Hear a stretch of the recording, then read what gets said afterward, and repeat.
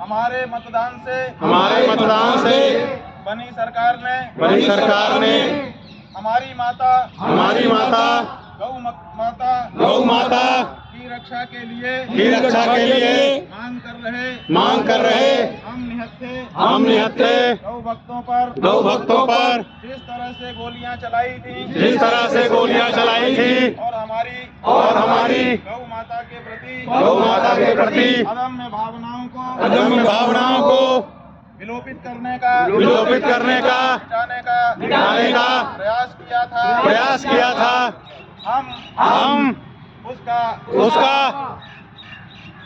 पुनर्जीवन कर रहे हैं। जिन लोगों ने जिन गौ भक्तों ने उस गोलीबारी में अपने प्राण गंवाए थे उनके प्रति अपने हृदय के श्रद्धा सुमन समर्पित करते हैं। ये कहना चाहते हैं कि हमारे भाइयों आपके बलिदान को हम भूले नहीं हैं। आपका आंदोलन जहाँ से समाप्त हुआ था वहीं से फिर से आरंभ करने के लिए एक बार हम फिर प्रतिबद्ध होते हैं।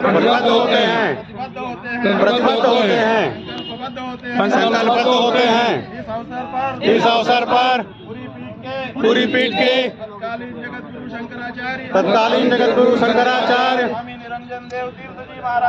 स्वामी निरंजन देव तीर्थ जी महाराज का ज्योतिष पीठ के तत्कालीन शंकराचार्य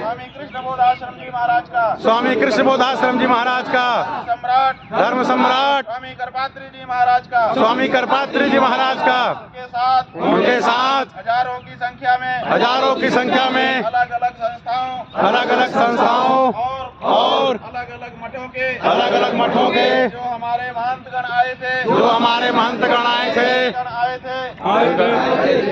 जो भक्तगण आए थे उन सब का पुण्य स्मरण करते हुए हम एक बार पुनः संकल्पबद्ध होते हैं। एक बार फिर से नई सरकार के गठित होने के बाद इस संसद को हम घेरेंगे और घेर करके जिस कानून के लिए गौ हत्या को अपराध घोषित करने के लिए उस समय हमारे गौ भक्त भाई आए थे। बहनें आई थी, बूढ़े आए थे, बच्चे आए थे। उन सब के लिए वहीं से उनके आंदोलन को करेंगे संसद को घेरेंगे गौ हत्या विरोधी कानून पास करवाएंगे। इतना ही नहीं गौ माता को पशु सूची से हटवाकर उनके लिए अलग दर्जा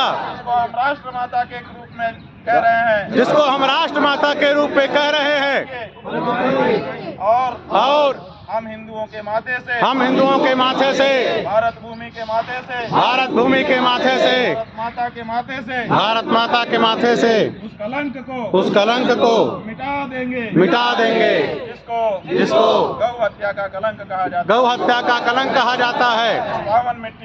इस पावन मिट्टी को हमारे नमन है। हर हर